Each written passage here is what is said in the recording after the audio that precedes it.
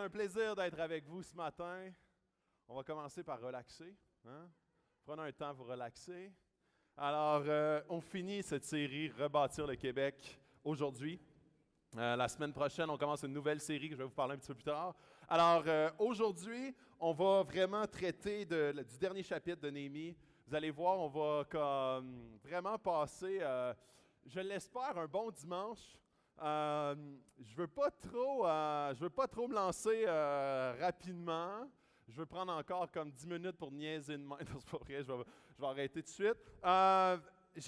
C'est drôle parce que, tu sais, souvent dans une fin de série, tu veux que ça soit une fin de série, tu veux que ça soit une dernière comme galvanisante. Tu veux que ça décape, tu veux que ça fasse comme « Wow, c'est incroyable ce qu'on a pu vivre durant les dernières semaines. » Et c'est un peu ça qu'on voit dans le fond, Néhémie 1 à 12, il y a 13 chapitres dans Néhémie, sur lequel la série Rebâtir le Québec était basée. Et il y a un 13e chapitre qui est comme un peu, qu'aujourd'hui je vais parler. Donc, la semaine passée, Jasmin, on a vu avec lui de répondre à notre appel, qu'on avait tous un appel et que, dans le fond, que ce soit dans notre travail, que ce soit dans nos familles, que ce soit comme dans nos différentes relations, dans notre Église, on était tous appelés à répondre à un appel. C'était pas juste comme les gens qui travaillaient payés par l'Église, c'est pas juste les gens qui se retrouvaient dans des rôles de leadership. On est tous des gens, si on fait partie du corps de Christ, si on fait partie de la famille de Dieu, on est tous des gens avec un appel particulier et on est appelé à y répondre. Et ça, c'était Néhémie 12. Et là, après ça, il y a plusieurs années qui se passent. Et on finit avec 13. Et vous allez voir, ça va être tout sauf tout sauf une dernière de série traditionnelle.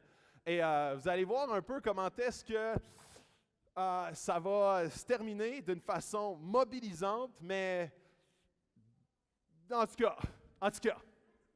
Alors, j'essaie de changer ça là, d'une façon subtile. Là, alors, c'est rebâtir sans se compromettre. C'est le titre d'aujourd'hui. Et vous allez voir comment est-ce que on voit Néhémie 12 avec comme tout le peuple qui est en feu, les Lévites, les prêtres, tout le temple qui est en train d'être rebâti. Tout le monde, on a terminé la muraille en 50 quelques jours. Ça a été vraiment un espèce de momentum intense. Et là, Néhémie retourne auprès du roi, parce que lui, il était comme prêté par le roi pour aller rebâtir Jérusalem. Et là, il retourne auprès du roi. Et plusieurs années plus tard, retourne à Jérusalem. Et c'est ça, Néhémie 13, qu'on va voir. Alors, c'est drôle parce que ça finit dans Néhémie 10-40. Ils disent « Ainsi, nous ne délaisserons pas le temple de notre Dieu. » Et ça finit comme ça, sont en feu. Et je les imagine bien dire « Nous ne délaisserons pas Dieu, nous sommes en feu pour Dieu. Nous avons une vision conquérante, une vision passionnante pour l'Église, mobilisante. On voit est-ce que tout le monde est embarqué. On voit est-ce que tout le monde est en feu pour Dieu. » Et ça finit comme ça. Et là, Néhémie fait « Yes, ma job est accomplie. » Il s'en va vers le roi et quelques années plus tard revient. Et là, un jour, à cette époque-là, on ne sait pas c'est combien d'années, mais on sait que c'est plusieurs années plus tard. Et là, c'est là où est-ce que commence tout le chapitre 13. Et je veux vous parler du compromis ce matin, parce qu'on voit comment est-ce que... Je vais faire un brin d'historique, parce que vous savez, ici, l'Église de Sherbrooke a 6 ans, l'Église de Magog a 1 an, donc, dans le fond, des jeunes églises. Puis depuis comme l'ère du temps, ou même depuis comme la venue de Jésus, supposons les premières églises, l'église de Corinthe, l'église d'Éphèse, toutes des églises qu'on voit dans le Nouveau Testament. Toutes ces églises-là, aujourd'hui, n'existent plus. N'existent plus, je parle de l'institution. C'est comme ça, nous autres, même là, les églises, là, les plus grosses églises dans les plus grands réveils. Il y a 200 ans, en Angleterre, l'église de Spurgeon, c'est un grand prédicateur où est-ce qu'il y avait eu un grand réveil dans son église, n'existe plus. Plusieurs églises, et voyez même au Québec, dans notre contexte actuel, où est-ce que les Québécois ont dans leur tête et dans leur mentalité que l'Église est en train de mourir, parce qu'ils voient l'Église catholique mourir. Leur idée de l'Église, c'est l'Église catholique. Et l'Église catholique est littéralement en train de mourir. Il n'y a plus personne dans l'Église catholique. La moyenne d'âge est alentour de 73 ans à l'intérieur des églises catholiques. Et c'est là où est-ce que il faut comprendre quelque chose de très important. C'est que Jésus, dans le Nouveau Testament, nous promet que l'Église ne mourra jamais. Il ne parle pas des institutions. Il ne parle pas du bâtiment. Ou même, tu sais, ici, l'Église ici s'appelle Acts 21. L'Église à Magog s'appelle Église 21. Donc, ces églises-là, la promesse de Jésus n'est pas « ces deux églises-là ne mourront jamais. Ils vont être implantés, puis jamais ils vont mourir. » Ce qu'il promet, c'est que son Église ne mourra jamais. Et à travers l'histoire de l'humanité, en ce moment, l'Église de Jésus n'a jamais connu un plus grand essor que maintenant, à travers le monde. En Corée, on assiste actuellement à un réveil extraordinaire. Des centaines de milliers de personnes, littéralement, croient en Jésus, donnent leur vie à Jésus. En Corée actuellement. En ce moment, dans le Moyen-Orient, il y a plusieurs, puis tu sais, en ce moment, dans toute l'actualité de l'État islamique et toutes ces guerres-là qui sont comme, qu'on voit souvent dans les médias, on oublie comment est-ce qu'il y a une église de Jésus actuellement persécutée, mais également en réveil. L'église au Moyen-Orient, l'église de Jésus est littéralement en grand réveil et elle se fait persécuter d'une manière extraordinaire. Il y a dans plusieurs nations du monde, et je ne veux pas parler du réveil ce matin, j'en ai déjà parlé il y a 3 semaines, mais on voit comment est-ce que l'Église de Jésus est carrément et complètement en vie. Sauf que si on pense qu'aujourd'hui, et l'institution ou le bâtiment ou la santé actuelle d'une Église garantit la santé future de cette même Église, on se leurre. Et c'est là où comment est-ce que le peuple d'Israël, qui ont vécu un moment intense avec Dieu, voir la mobilisation collective, voir comment est-ce que Dieu unit le peuple d'une manière extraordinaire, le peuple s'unit dans une même direction, une même vision, rebâtissent la muraille, rebâtissent la ville, reviennent ensemble dans une même culture, recommencent à adorer Dieu. Et quelques années plus tard, pour X petites raisons, pas de grande guerre, rien d'extraordinaire, pas de cataclysme, pas de bombe nucléaire, il n'y a pas d'inondation, pas de crise humanitaire. Tout simplement, le compromis s'introduit progressivement pour laisser place à un peuple spirituellement mort. Et c'est là où est-ce que je termine cette série-là avec une mise en garde, avec une conscientisation de ce qui nous guette. Peu importe notre flamme qui brûle en ce moment, notre désir de vouloir connaître Dieu, de vouloir connecter avec Dieu, de vouloir connecter avec les chrétiens autour de nous, avec la ville, vouloir gagner des âmes pour Jésus, de vouloir être en feu, aimer les gens, aimer notre ville, etc. Il y a toutes sortes de moyens par lesquels l'ennemi s'introduit dans nos vies, et c'est rarement des moyens flagrants, évidents, mais des moyens très efficaces pour nous amener à une stérilité spirituelle, pour nous amener à faire imploser les églises, faire détruire de l'intérieur les églises. Et je vous ai mentionné il y a quelques semaines, je pense dans la semaine que je parlais du réveil, comment est-ce que la majorité, il y a plusieurs églises au Québec qui actuellement, la stratégie de l'ennemi, c'est que ces églises-là n'ont aucune vision pour l'extérieur, ils sont complètement centrés vers eux-mêmes, sont centrés sur leur propre santé et ils vieillissent. Il n'y a pas de nouveaux, il n'y a pas de jeunes, il n'y a personne qui se rajoute à l'Église et éventuellement cette Église-là meurt. Cette Église-là, par la force des choses, parce que personne n'est éternel, cette Église-là meurt. Et progressivement, les différentes églises, avec différentes stratégies de compromis que l'ennemi introduit dans l'Église même, finissent par tuer l'Église. Alors, on va voir à travers le texte, comment est-ce que dans le peuple d'Israël, et là, il faut comprendre quelque chose, dans l'Ancien Testament, si tu lis l'Ancien Testament de manière littérale et tu l'appliques directement à ta vie, ça va être vraiment weird, pour la plupart du temps. Il y a des centaines de lois dans Lévitique qui ne sont plus, ce n'est pas la volonté de Dieu qu'actuellement les églises appliquent ces lois-là. Il y a toutes sortes de lois, puis je ne rentrerai pas dans les détails, mais des lois de culte, des lois du sacré que Dieu avait pour le temple d'Israël, pour le fonctionnement, les sacrifices. Et ça, dans l'Ancien Testament, il faut comprendre que si on prend ça au premier niveau, souvent, c'est vraiment pas l'optique dans laquelle Dieu a écrit ces choses-là. Alors, il faut voir comment est-ce que ça nous implique aujourd'hui, malgré qu'il y a des choses qui sont, après ma barre, quand on les lit, on dit « Ah, c'est pas actuel du tout ». Mais quand on va plus en profondeur, on se rend compte à quel point il y a des perles. Alors, on voit comment est-ce que, dans le texte, on voit comment est-ce que le compromis s'introduit à travers notre travail, notre argent, nos relations et notre temps. Et rapidement comme ça, pour nous aujourd'hui, en 2016, bientôt 17, ces 4 éléments-là sont certainement les éléments autour duquel tourne notre vie. C'est les éléments centraux de tout être humain, j'oserais même dire. Les éléments par lesquels, presque 100% du temps, l'ennemi s'introduit pour nous amener un relâchement, un compromis. Alors, j'embarque.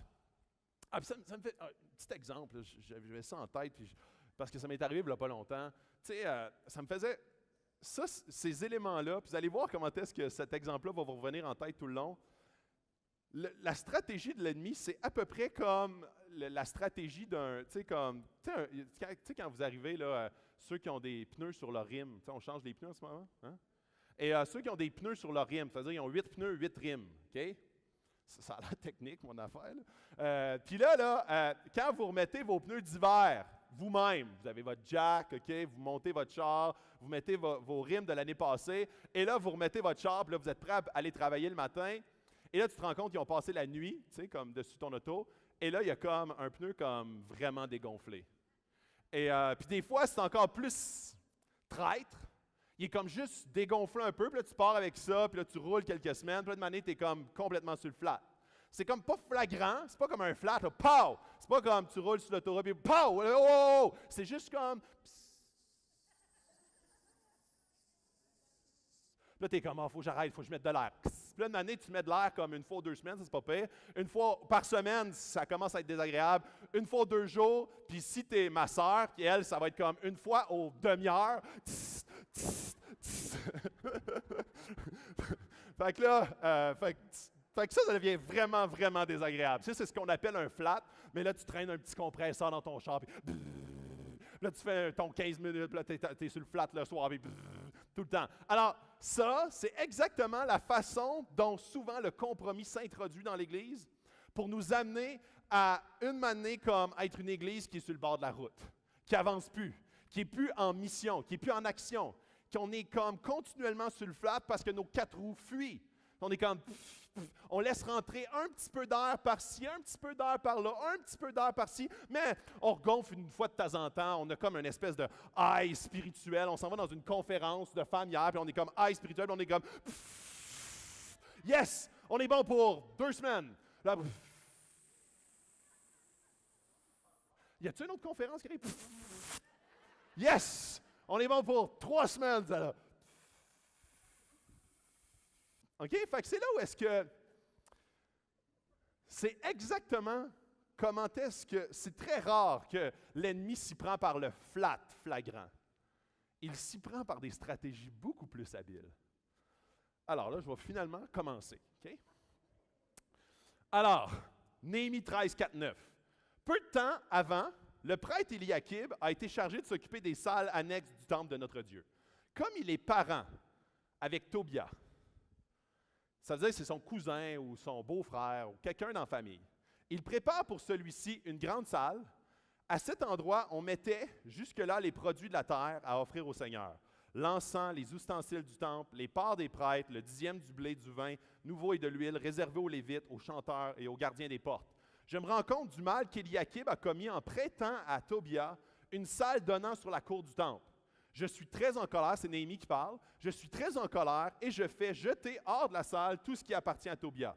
Et là, si on se dit, OK, qu'est-ce qu'il y a à comprendre là-dedans? Là? Il n'est pas content parce que Tobia, parce que là, il y a comme le temple, et dans le temple, il y a des salles qui sont strictement réservées au service du temple lui-même. Donc, dans l'Ancien Testament, le temple, c'est un endroit sacré où est-ce que Dieu, la présence de Dieu y est. Et dans le fond, c'est une image matérielle d'une réalité spirituelle. Où est-ce qu'il n'y a plus réellement rien qui est totalement réservé pour Dieu. Et tout est un peu comme perméable. Où est-ce que des fois, on laisse rentrer, on n'a plus vraiment de choses qui est réservée pour Dieu. Il y a toutes sortes d'éléments qui rentrent dans nos vies et qui nous apportent à diluer notre temps ou notre focus sur Dieu. Et particulièrement, quand c'est des gens avec lesquels, puis c'est là où est-ce qu'on a encore quand que je parle des relations, c'est toujours très bénéfique. Puis là, il ne faut pas vous me compreniez mal. Là. Ici, on voit qu'il y a une distorsion, un compromis qui s'introduit dans la vie d'Éliakib, dans la vie du peuple, basé sur une relation malsaine. Ou est-ce que c'est mon parent, c'est quelqu'un que je connais, et ce que ça fait, ça l'amène à défocusser du sacré de Dieu, de ce que normalement je devrais prioriser pour Dieu, normalement ce que je devrais être complètement dédié pour Dieu. Là, c'est comme si c'est quelqu'un qui m'entraîne à amener le compromis dans ma vie. Donc, c'est comme si on il laisse une salle que normalement était réservée pour Dieu, on laisse une salle pour cette personne-là. On laisse une salle pour cette personne-là, et quand Néhémie arrive, il dit « Non, tu ne comprends pas, là. C'est pas une salle, c'est la priorité sur Dieu. » C'est ça que ça veut dire. Le peuple est en train de faire « Non, c'est pas grave. Dans le fond, ça peut devenir un hôtel cheap. Tu sais, le temple, on peut l'utiliser différentes salles parce que Dieu va comprendre ça. Puis en plus, c'est un de mes cousins. Tu sais, faut aider la famille. » Alors, c'est là où est-ce qu'il y a une distorsion basée sur une connaissance relationnelle, ou est-ce que ça l'amène à défocusser de la priorité de Dieu. Et c'est là où est-ce qu'un chrétien qui comprend de plus en plus l'Évangile, qui a été touché au fond de son cœur par le message de Dieu, sa vie ne va pas être, puis j'aime une citation que je vais vous partager à la fin, mais je vous la dis tout de suite, c'est les gens religieux trouvent souvent Dieu utile. Les chrétiens amoureux de Jésus trouvent Dieu beau. Et c'est là une grosse distinction. Où est-ce que, très souvent, les gens vont comme « Ah, je peux bien rajouter ça à ma vie d'une façon utile. C'est utilitaire. Quand ça va mal dans ma vie, je commence à prier, puis souvent ça m'aide, ça me calme, ça me rassure. Mais quand ça va bien, il n'y a plus rien qui... c'est plus vraiment important pour moi. Toutes mes relations humaines sont plus importantes que même mes relations spirituelles. C'est même plus important que l'Église, c'est plus important que Dieu. Puis Dieu va comprendre parce que c'est un cousin. Et c'est là où est-ce que cette réalité-là matérielle nous prouve ou nous montre la réalité spirituelle du peuple. Où est-ce que le peuple, tranquillement, dévie pour X raisons. Et parfois, à la base, ces raisons-là ont l'air bonnes, ont l'air justifiables. Mais ça nous montre comment est-ce que Dieu, dans le fond, il est moins utile qu'il était. Tu sais, comme il y a quelques années, quand on rebâtissait la muraille, il était vraiment utile. Parce qu'on avait vraiment besoin d'être connecté spirituellement. On avait besoin de son aide. Mais là, ça va assez bien. On n'a comme plus vraiment besoin que Dieu soit au centre de notre ville, au centre de notre vie. Donc, on peut diluer notre message, diluer notre approche, diluer notre obéissance, diluer notre consécration. Et ça n'a pas vraiment comme d'éléments tangibles que je vois dans ma vie. Ça ne change pas grand-chose. Je n'ai pas d'éclair qui me tombe dessus. Fait qu'il doit être content. Et là, j'ai appris aussi que les Lévites ne recevaient pas ce qu'il leur était dû. C'est pourquoi, au lieu d'accomplir leur service, chacun d'eux s'était retiré sur ses terres. Les chanteurs avaient fait de même.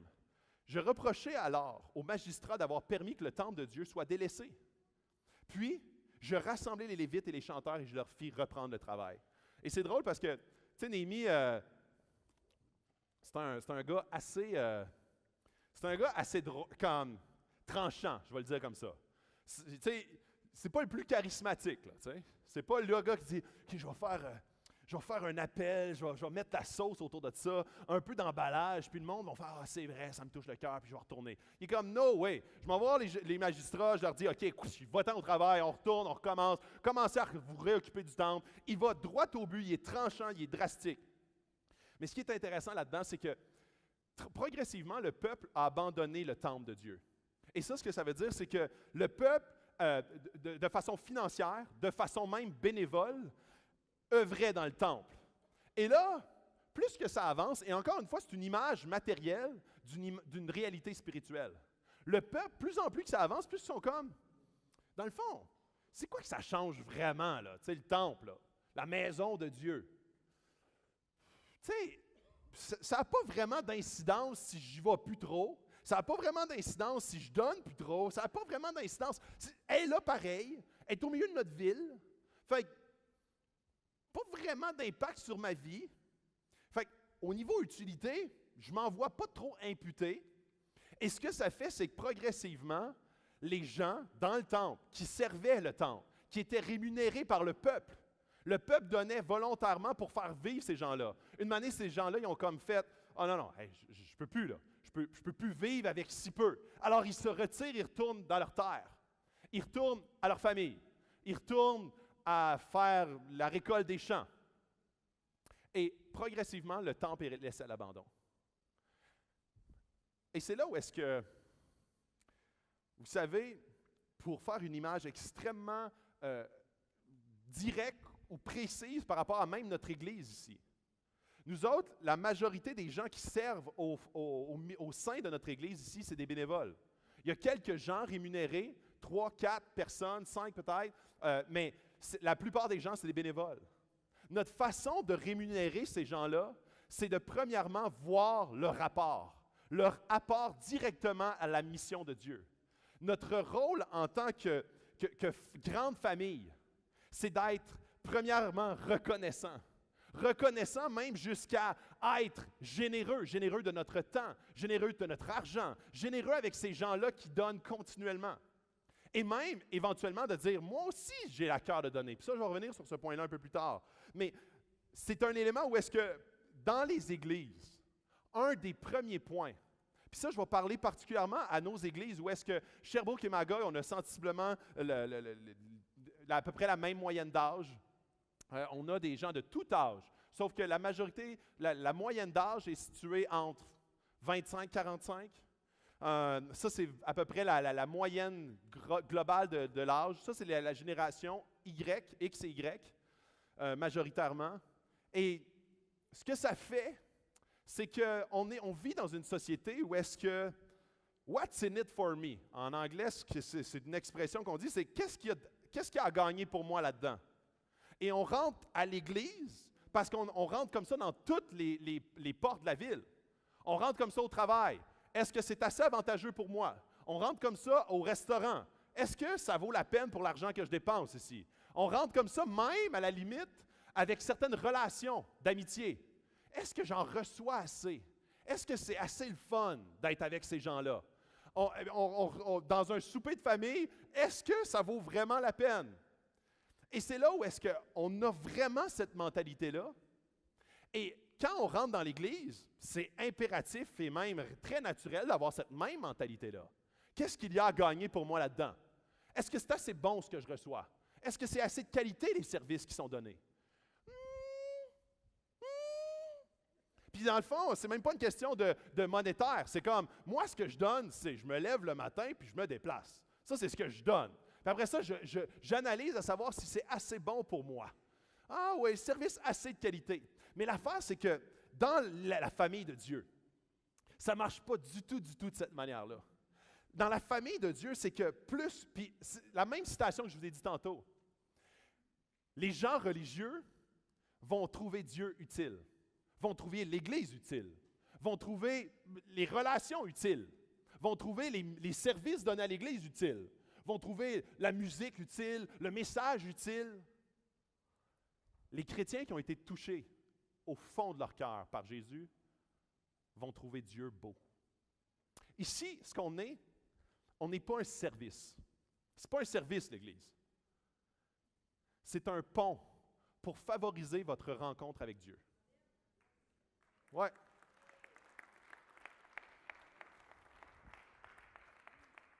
Et c'est là où est-ce que ça change complètement la donne. Parce que quand tu te lèves le matin et tu dis, ce matin, je veux rencontrer Dieu. Et savez-vous quoi? La rencontre avec Dieu ne se fait pas seulement assis sur nos chaises à écouter la personne qui parle ou les gens qui chantent. La rencontre avec Dieu se fait à partir du moment où est-ce que je rencontre des gens le matin en rentrant.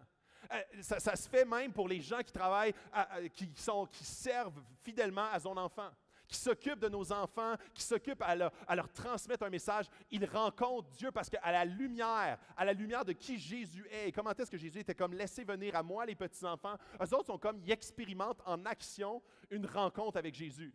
Jésus, quand il disait à ses disciples, Jésus il dit littéralement, « Suivez-moi et je vais vous faire des pêcheurs d'hommes. Je vais vous faire des disciples. Je vais vous montrer comment faire. » Et les disciples progressivement apprenaient. Ils se plantaient souvent, mais ils apprenaient en suivant Jésus. Et c'est là où est-ce qu'il y a plusieurs personnes, que ce soit à l'accueil ou que ce soit dans toutes sortes de ministères, même des ministères qui se passent à l'extérieur de l'Église, on apprend et on rencontre Dieu parce qu'à la lumière de qui il est, on veut être. Et c'est là où est-ce que, si on rentre dans l'Église avec la même mentalité de consommation, et ça, j'en ai déjà parlé auparavant, et ça ne sera pas le cœur de ce matin, mais quand on rentre de qu'est-ce qu'il y a à gagner pour moi là-dedans, est-ce que c'est assez utile pour ma vie, on passe complètement à côté du bateau de ce à quoi sert l'Église. L'Église n'est pas là pour l'Église en soi. L'Église est là pour être à l'image de qui est Jésus. Et Jésus, à son Église, dit « Allez, faites de toutes les nations ». L'Église existe pour faire de toutes les nations des disciples. Alors nous, quand on rentre à l'Église, on dit « Comment est-ce que je peux être mieux équipé pour faire des disciples? » Tout le monde ici est appelé à faire des disciples. Pas juste moi, pas juste comme quelques gens triés sur le volet. Tout le monde est appelé à faire des disciples. Les gens, on a une quinzaine de personnes qui vont se faire baptiser en un mois. Ces gens-là sont appelés, ils vont plonger dans l'eau, ils vont sortir, sont appelés à faire des disciples. Ils sont appelés à tirer les gens vers Dieu, à attirer, à être un pont pour que les gens puissent rencontrer Dieu. Et c'est là où est-ce que ça change complètement la donne. Ça change complètement la donne de, OK, est-ce que c'est gagnant-gagnant? Non. La vie avec Jésus, OK, puis là, c'est vraiment pas glamour, c'est pas vendeur, c'est vraiment pas un bon message marketing, mais la vie avec Jésus, quand tu comprends vraiment c'est quoi la vie avec Jésus, et ça, il y a plein de passages, j'aurais pu vous montrer un verset dans Timothée qui dit que ceux qui poursuivent et qui sont disciples de Jésus vont être persécutés. C'est comme... Quelle utilité je trouve là-dedans? Mais je suis persécuté. Cool, nice, j'embarque. Et c'est là où est-ce que si moi, à force de parole, je te convainc de te sacrifier, ça ne durera pas longtemps. Parce que c'est la seule chose qui amène les gens à faire. Moi, là, je vais dédier ma vie entière, ce n'est pas avec un bon pep talk. C'est plus que tu rencontres la personne de Dieu puis tu fais « Oh, OK, ça change complètement ma dynamique. Ça change complètement ma réalité terrestre. Ça change complètement mon espoir après la mort. Ça change complètement mon quotidien à partir d'aujourd'hui. Ça change complètement ma relation avec l'Église. Ça change complètement ma relation avec les frères et sœurs. Ça change complètement ma relation avec tous mes collègues au travail, avec ma famille, avec tous les gens qui m'entourent. Ça change complètement tout. Et c'est pas par « Ah ouais, plus que je donne, puis plus je reçois, puis c'est extraordinaire, j'ai plus de cash, j'ai plus de relations, plus d'amis, c'est merveilleux, toutes mes soirées sont bookées, puis j'ai beaucoup de plaisir humain. » Non. Plus que je comprends cette notion-là, et plus que souvent je suis rejeté, plus que souvent je suis ridiculisé. Tu crois en Jésus, toi? Sérieux? Aujourd'hui, en 2016, non, c'est pas actuel du tout, ça. Fait que si tu penses que ça va t'apporter au même titre c'est donnant, gagnant, c'est sûr et certain que si je réussis là, par toutes sortes de paroles charismatiques de te convaincre de ça, c'est sûr et certain que si ce n'est pas l'Esprit qui te convainc de ça d'une façon profonde et au plus profond de ton cœur, là, et si tu ne rencontres pas Dieu et que tu n'as pas une expérience spirituelle avec lui, tout ça va durer très peu de temps. Et ta vie chrétienne va être lourde, va être pesante, va être oppressante. Tu vas faire « Ah, depuis que je connais Jésus, c'est 10 fois plus tough. » Amen, brother. Bienvenue dans le club. Et c'est là où est-ce que quand tu dis « Ouais, mais... » Puis là, quand je pense à Pierre qui, au début, il pensait ça, puis il suivait Jésus, puis c'est comme « Wow, il fait des miracles, puis c'est cool. » Puis là, après ça, il se fait crucifier. Puis là, il l'a renié 3 fois, là, justement, qu'il se fasse crucifier. Puis là, après ça, il se fait crucifier. Puis là, après ça, il le voit ressusciter. Et là, tu as vu un Pierre. C'est plus un Pierre comme tu vois un homme complètement transformé. Là. Avant ça, c'était comme, wow, je crois dans cette personne-là. Là. Je crois. Puis là, après ça, il meurt. Puis là, après ça, tous ses espoirs s'effondrent. Et là, après ça, il est complètement démoli. Et puis même, juste avant, c'est un humain, là, humain avec plein de failles humaines. Il renie 3 fois, jusqu'en juste avant, il dit « Jamais je vais te renier ». Et quand il le voit ressusciter, quand Dieu touche son cœur d'une manière profonde, il va jusqu'à mourir. Il se fait martyriser bien des fois, il se fait mettre en prison plusieurs fois, flageller plusieurs fois, mais à la fin, il meurt crucifié. Mais lui, il dit « Non, non, je ne suis même pas digne de me faire crucifier à l'endrette. Crucifiez-moi à l'envers. » Voyez-vous comment est-ce que lui, s'il avait dit donnant, OK, y a-t-il de quoi qui peut me faire comme je le sais, je vais mourir, fait que plus vite possible? Non.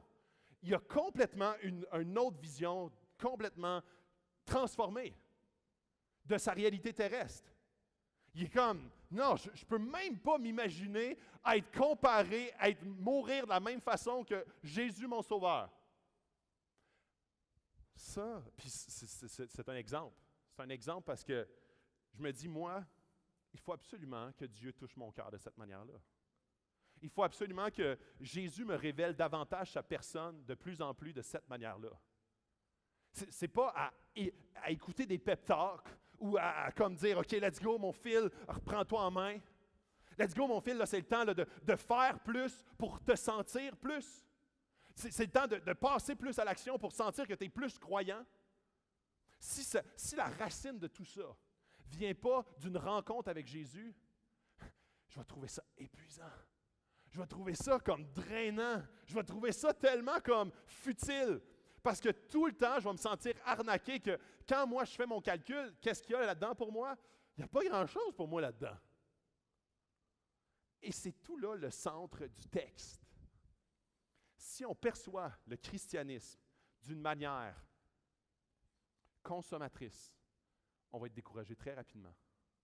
On va se fier sur les gens autour de nous pour nous nourrir. Ah, j'ai tellement entendu ça souvent. Ah, les chrétiens m'ont déçu. Dans l'Église, il y a trop d'hommeries, il y a trop de gens qui sont hypocrites. Yes, c'est des humains complètement imparfaits. Alors, si ta vision, ce n'est pas Jésus, puis c'est les gens autour, les services qui sont imparfaits, la musique qui n'est pas assez bonne, la preach qui n'est pas assez percutante, peu importe, là. Ah non, je suis déçu de celle-là. Là. Non, ce n'est pas tout à fait ce que je m'attendais. Ce n'est pas tout à fait ce que j'étais préparé. Si ta source n'est pas Jésus, ça va te décourager très rapidement. Je continue. Les Juifs commencèrent à apporter la dîme, du blé, du vin nouveau et de l'huile dans les locaux privés à cet effet. Et là, on parle d'argent. Donc, vous voyez comment est-ce qu'en début de parcours, ça affecte notre travail. Donc, le travail. Puis, voyez comment est-ce que c'est les priorités qui changent.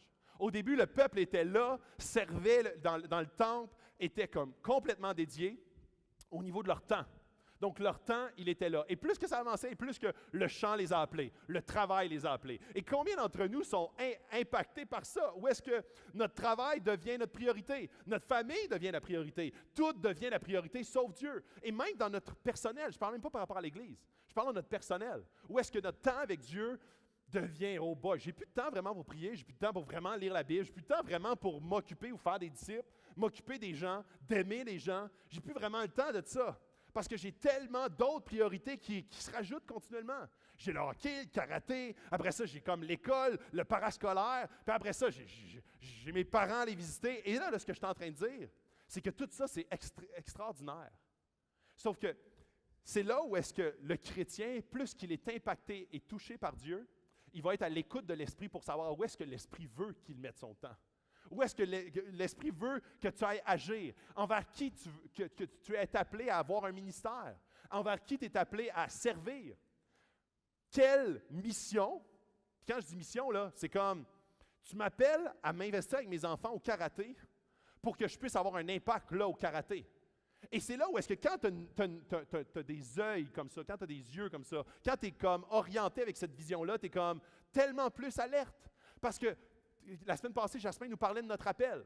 Et notre appel, c'est exactement ça, de mettre ça en prière et de répondre à l'appel de Dieu. Et des fois, c'est aller au karaté. Mais tu ne vas pas au karaté pour être un activiste, d'être plein d'activités dans ta vie. Tu vas au karaté avec tes enfants pour être orienté à répondre à l'appel de Dieu, avec quelqu'un que Dieu a préparé là. Alors là, tu es comme orienté, tu as les yeux ouverts, mais tu es complètement connecté spirituellement et tu mets Dieu en priorité. Et c'est là où est-ce que tu vois comment est-ce que le peuple d'Israël, tranquillement, ont délaissé la priorité de Dieu dans leur vie. sont retournés travailler davantage, ils ont gardé leur cash pour eux. Ils ont dit non, qu'est-ce qu'il y a à gagner là-dedans? Dieu n'est plus vraiment utile, puis il est tranquille. Il est tranquille là-dedans, check, la bâtisse est là, ça a l'air à rouler correct. Fait que je n'ai pas vraiment besoin d'être plus que ça là. Ils n'ont pas vraiment besoin, parce que moi, mon argent, j'aime tellement mieux la dépenser pour moi. Puis eux autres, l'argent, quand je parle de l'argent, je parle dîme du blé, vin nouveau, l'huile dans les locaux. Donc ça, c'était la dîme qu'ils donnaient au temple pour faire vivre des gens qui faisaient vivre ça. Alors, tu vois comment est-ce que, encore une fois, c'est une réalité physique, matérielle, d'une réalité spirituelle. À cette même époque, je vis dans le pays de Juda, des gens qui foulaient du raisin dans les pressoirs durant le jour du sabbat.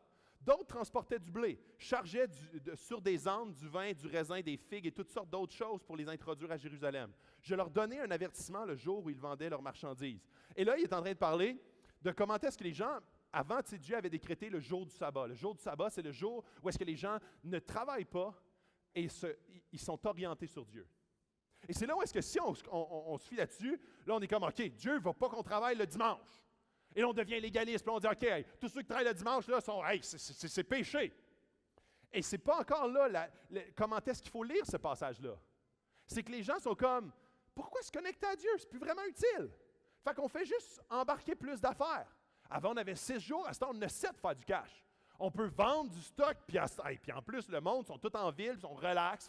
On peut leur vendre encore plus de choses le jour du sabbat. Alors, encore une fois, c'est une réalité matérielle d'une réalité spirituelle. Le peuple ne trouve plus leur intérêt là-dedans. Ils se retirent. J'ai adressé des reproches aux notables. Vous rendez-vous compte du mal que vous faites, leur dis-je. Vous ne respectez pas le caractère sacré du sabbat. Et Néhémie est en train de dire, c'est plus mal que ce que vous pensez que c'est. C'est plus mal que juste le fait de ne pas respecter le caractère sacré du sabbat. C'est plus mal que travailler un peu plus, avoir plus d'activités, être juste comme plus déconnecté parce que je suis envahi par les activités. C'est pas juste le fait d'être plus trop généreux. C'est plus le fait de comme mais laisser place au compromis, mais ce n'est pas des gros compromis. C'est plus grave que ça. C'est que ça veut dire quelque chose. C'est que ça implique, encore une fois, c'est en train de dépeindre l'état de ton cœur. Et là, je vais vous poser la question plus tard. Je voulais vous poser tout de suite, mais plus tard. À cette époque-là encore, je constatais que des Juifs avaient épousé des femmes Hatsodiennes, Ammonites et Moabites. La moitié de leurs enfants parlaient la langue d'Asdod. D'autres parlaient la langue de tel ou tel peuple étranger, mais plus aucun ne savait parler la langue des Juifs. Je leur adressai des reproches. Ça, je trouve ça drôle aussi. Je frappais même quelques hommes et leur arrachai les cheveux. Fait que ça, c'est peut-être pas une méthode disciplinaire que je recommande. Arracher les cheveux. Nice. Alors, là, je veux que vous compreniez bien ici. Il y en a certains qui vont interpréter ce texte-là en disant « c'est raciste ». Il ne veut pas qu'il épouse des femmes de d'autres nations. Et ce qu'il faut comprendre, c'est comment est-ce que, ici, Dieu est en train de dire, premièrement, il n'y a plus vraiment de priorité spirituelle. J'en ai parlé dans la série Mariage, une série qu'on a faite en juin, mai-juin. La raison pour laquelle Dieu dit, pourquoi est-ce que de ne pas vous marier avec des gens qui ne mettent pas en priorité leur foi, des gens qui ne sont pas chrétiens. Et la seule raison complètement utilitaire de ça, c'est que s'il y a un individu que sa priorité c'est Dieu, que ses valeurs sont toutes basées sur l'enseignement de Dieu, que son focus de sa vie entière est orienté sur Dieu, et qui marie quelqu'un que lui n'a rien à faire de Dieu, ça va être très difficile de trouver une cohésion. Ça va être très difficile de trouver une stabilité. Ça va être difficile d'avoir un futur et d'élever une famille. Donc, ici, ce que Dieu est en train d'enseigner, est en train de dire, c'est tellement plus important pour vous, ce que je vous enseigne, une relation prioritaire avec Dieu, que dans le fond, que ce soit dans les relations, fait que vous voyez les relations avec d'autres femmes, que ce soit les relations même avec leurs enfants, et lisez bien ça, la moitié de leurs enfants parlaient la langue d'Asdod. D'autres parlaient la langue de tel ou tel peuple étranger. Donc, voyez comment est-ce que... Puis la langue, c'était extrêmement important parce que les écrits étaient écrits dans la langue juive. Alors, ça voulait dire que ça devenait plus vraiment important de lire la Bible, ça devenait plus vraiment important de savoir ce que Dieu en pense. C'est beaucoup plus important de connaître d'autres langues parce qu'on fait du commerce avec eux, on va éventuellement se marier avec eux. Donc, voyez comment est-ce qu'encore une fois, c'est une réalité matérielle, une réalité physique, d'une réalité spirituelle. Et je veux à partir de là mentionner un élément où est-ce que on est appelé à avoir une vision beaucoup plus grande, une vision pour notre couple, nos relations, nos enfants. Et je trouve ça spécial comment est-ce que, à l'intérieur de ce texte-là, on voit comment est-ce que les éléments qui sont impactés sont les mêmes qu'aujourd'hui. Un éloignement spirituel se répercute à la base sur les mêmes éléments. Différemment, parce que c'est culturellement extrêmement différent. On est 3000 ans plus tard, mais c'est les mêmes éléments parce que le cœur de l'être humain, c'est le même. Donc, qu'est-ce que je vais prioriser? Aussitôt que je laisse le compromis s'introduire, mes relations, avant j'étais comme orienté à vouloir savoir de quelle façon Dieu voulait que j'aime les gens, comment est-ce que je fasse des disciples avec les gens, comment est-ce que je sois un outil entre ses mains. Après ça, c'est comme, non. Puis là, souvent, les gens vont dire, non, mais j'influence les gens. Non, souvent, les gens t'influencent. Et là, après ça, dans mon couple, quelle vision que j'ai spirituelle pour mon couple, pour ma famille, pour mes enfants? Est-ce que je suis orienté vers ce que Dieu, comment est-ce que je peux être une image de qui Dieu est pour mes enfants? Et non seulement une apparence extérieure. Quand on est en public, conduis-toi comme ça parce que la réputation de la famille Baudouin est importante. Et si c'est ça, je suis en train de fabriquer un religieux, une religieuse, plutôt que quelqu'un d'être un pont, encore une fois, pour que mes enfants rencontrent Dieu. Et c'est là où est-ce que ce soit dans les relations, que ce soit dans mon temps, mon argent et mon travail, c'est encore les mêmes éléments qui sont impactés. Quand le compromis s'introduit d'une manière très, très passive, les premiers réflexes, c'est de premièrement devenir maître de ces choses-là dans ma vie, de moi savoir ce qui est bon dans toutes ces sphères-là.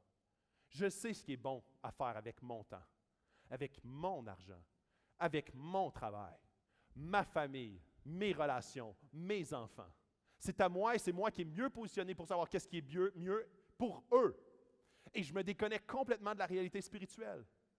Et éventuellement, je me retrouve dans une situation, après plusieurs années, où est-ce que Néhémie arrive, il est comme « Hey, ça marche vraiment pas, là. Tu t'as pas rendu compte, mais tu as glissé progressivement, tu as comme dégonflé pendant comme 10 ans, et là, tu es rendu dégonflé.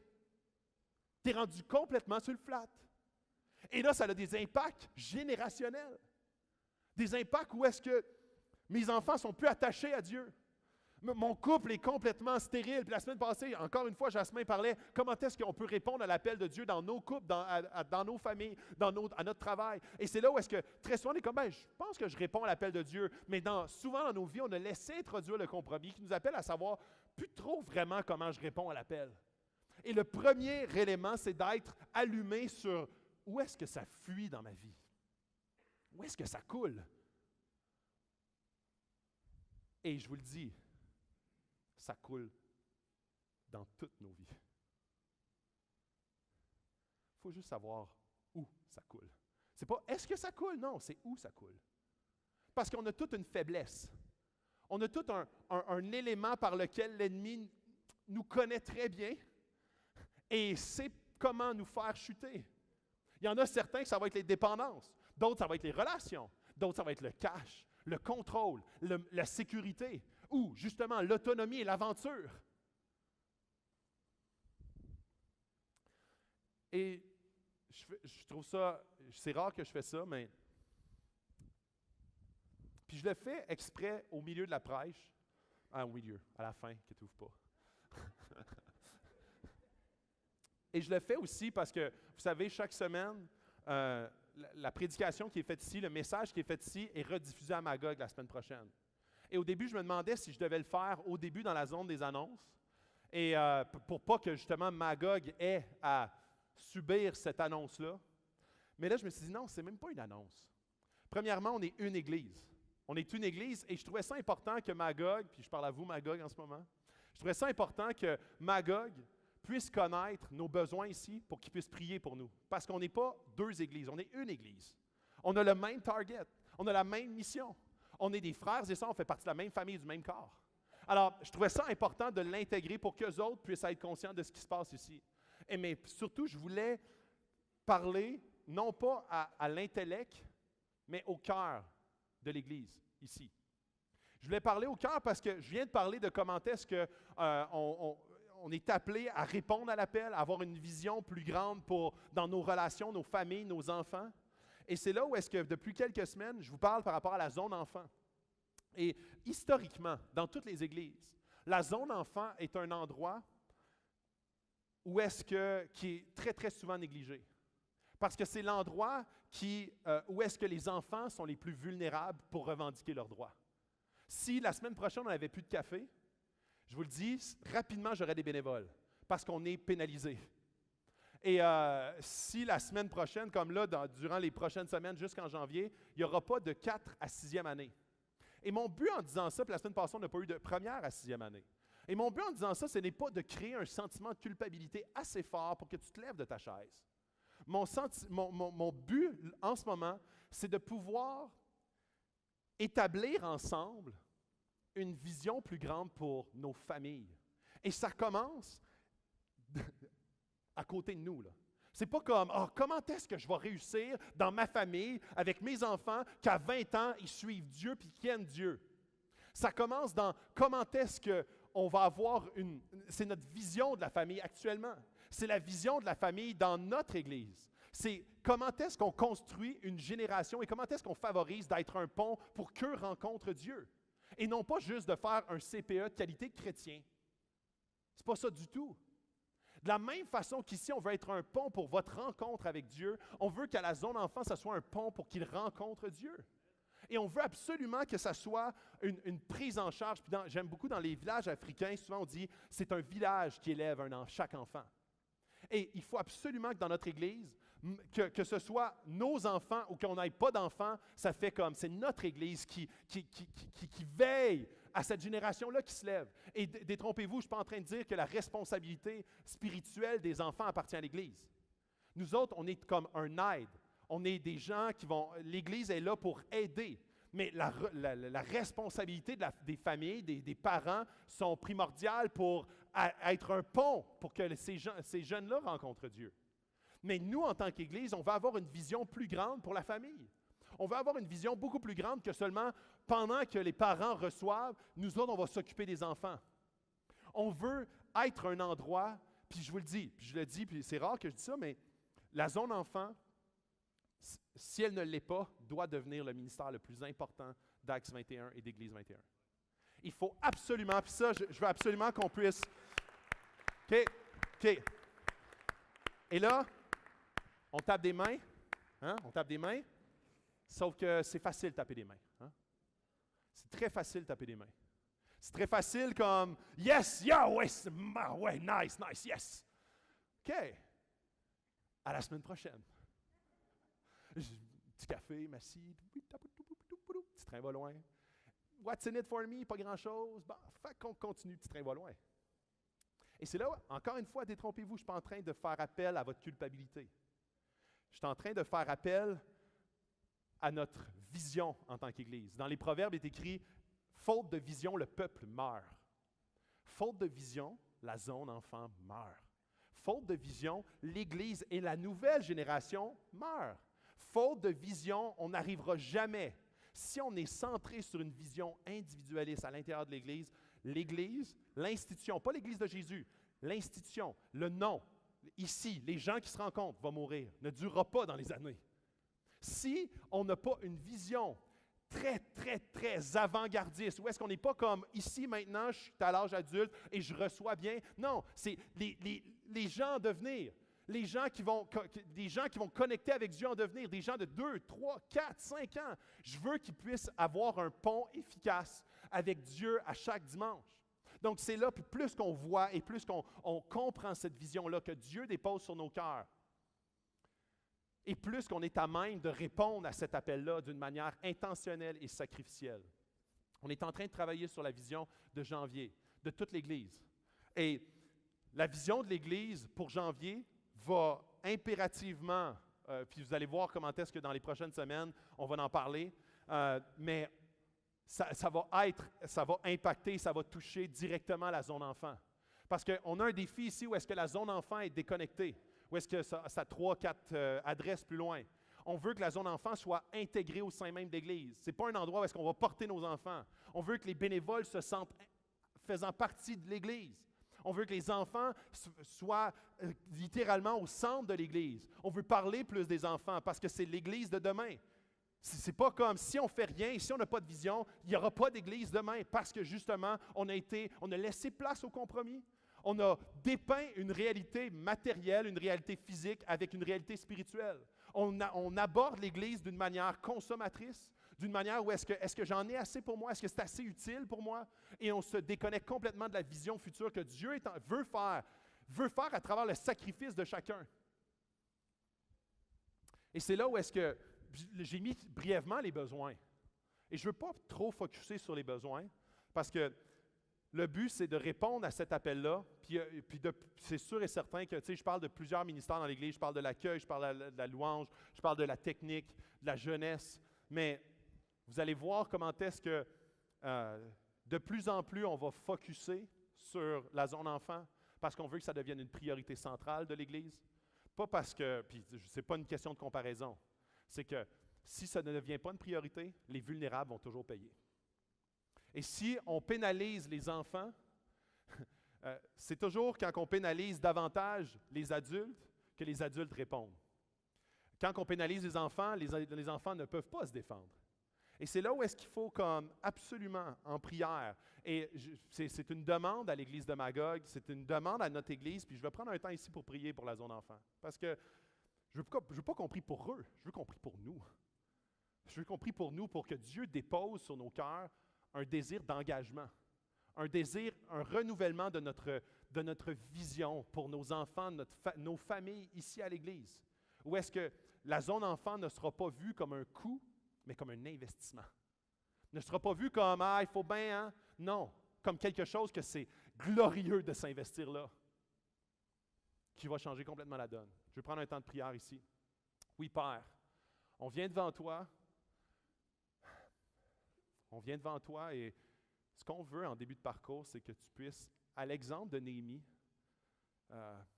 nous servir comme une douche d'eau froide pour nous ramener à l'essentiel de comment est-ce que le compromis s'est infiltré pour laisser place à d'autres choses, d'autres priorités, d'autres focus, autres que celui que tu veux nous mettre devant nous. On veut, Seigneur, être attaché à toi. On veut avoir tes yeux, ton cœur, pour tout ce qui se touche notre Église. Mais on veut te, premièrement, confesser, Seigneur, qu'en tant que leader, on n'a pas mis en priorité nos enfants.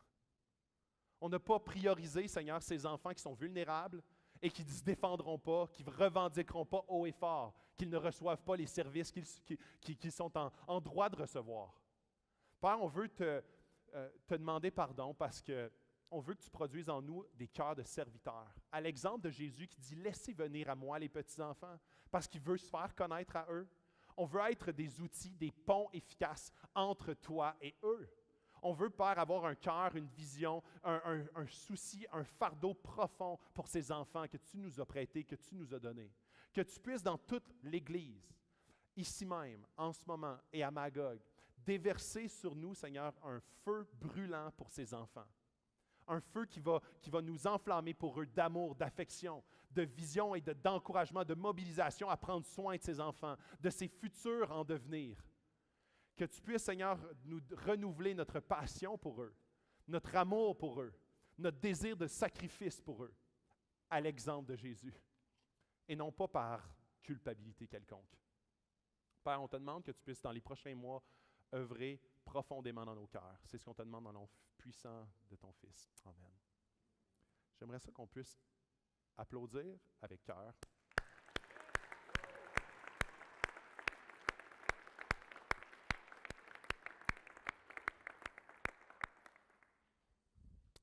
Donc ça, brièvement, c'est les 1 sur 2, ça veut dire 1 semaine sur 2, et 1 sur 4, c'est 1 semaine sur 4.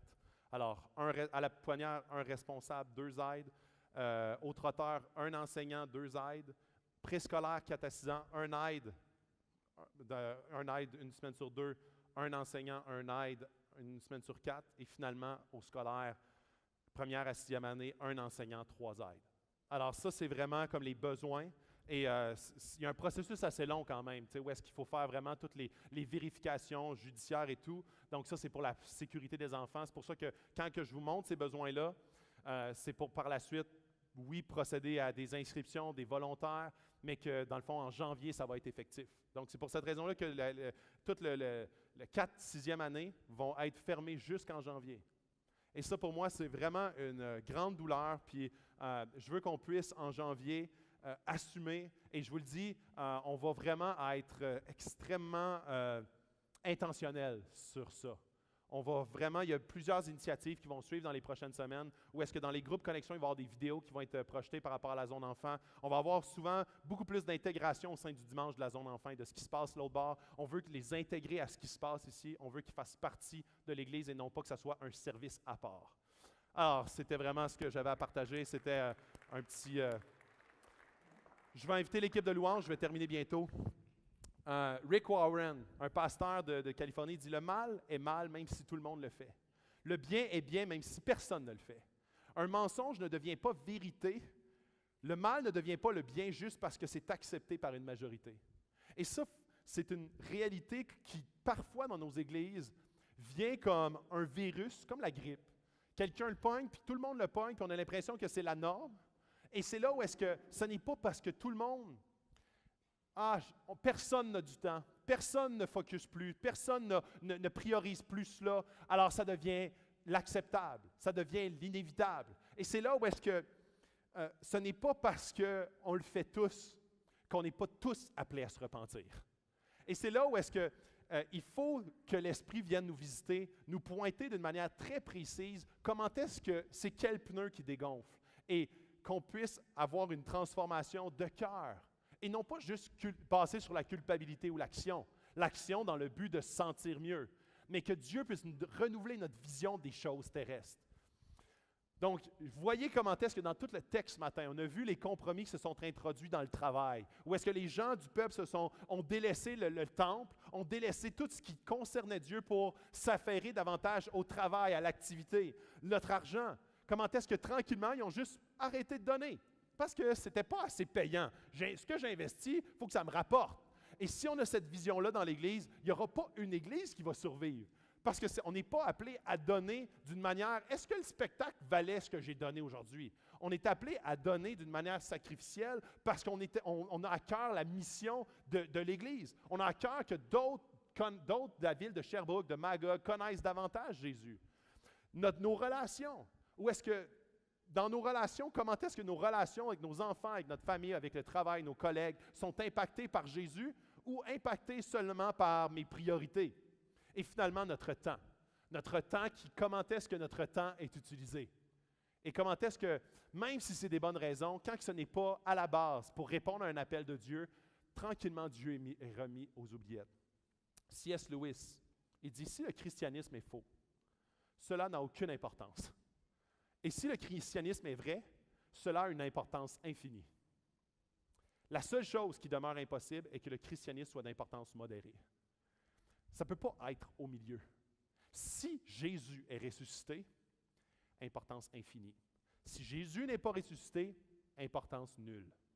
Donc, un chrétien qui comprend le message de l'Évangile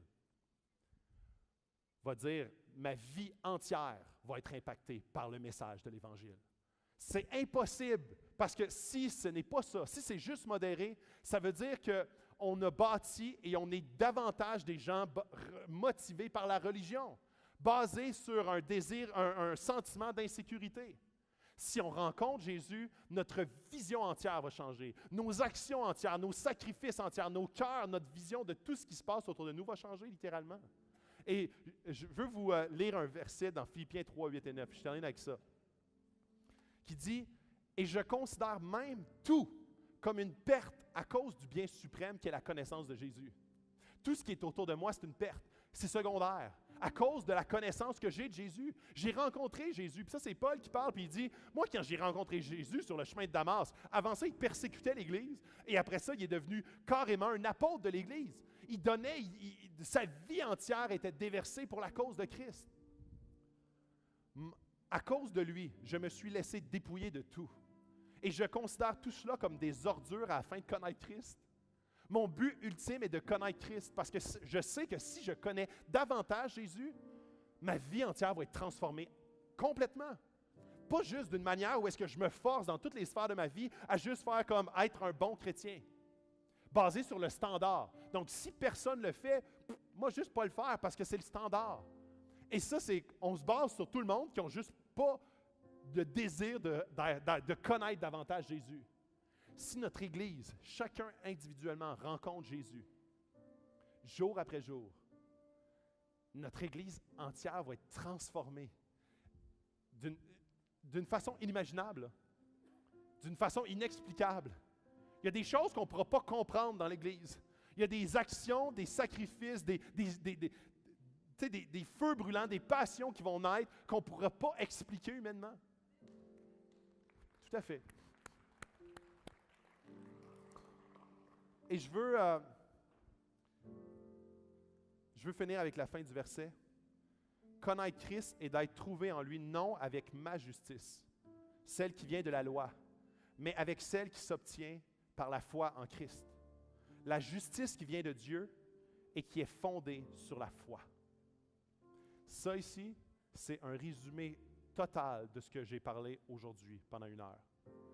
Et ça, là, c'est ce que je veux vous laisser avec. Je ne veux pas qu'on finisse sur un high. Je veux qu'on finisse sur un down le matin. C'est rare, ça, hein? Je veux absolument que ce qui va se passer dans nos cœurs à partir de maintenant ne soit pas une réponse émotionnelle à ce que je dis, mais une réponse conditionnée par le Saint-Esprit qui vous touche. Je veux absolument et impérativement que ce matin, nous ne sortions pas d'ici sans que l'Esprit nous ait révélé quel pneu de nos vies fuit. Parce qu'on a tous un pneu qui fuit.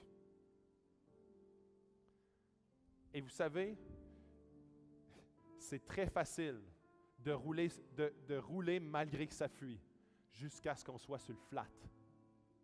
Et qu'on se rend compte à un certain point dans notre vie que notre vie a été un ensemble de fuites et notre vie avec Christ ne fait plus de sens parce qu'elle n'était pas centrée, basée, branchée sur la personne de Jésus et de la connaissance plus intime de lui. Et c'est ça qui fait en sorte que mes pneus gonflent. Ce n'est pas juste une auto-flagellation. Ce n'est pas une monoto-motivation. Ce n'est pas seulement de dire « Oh yes, ça me fait bien du sens ». Non, c'est l'Esprit qui te convainc et qui te fait rencontrer Christ. Et qui te met à cœur d'une façon profonde et d'une façon vraiment authentique de vouloir répondre à son appel. Et parfois, ça va te coûter. Je devrais plus dire, ça va te coûter tout le temps.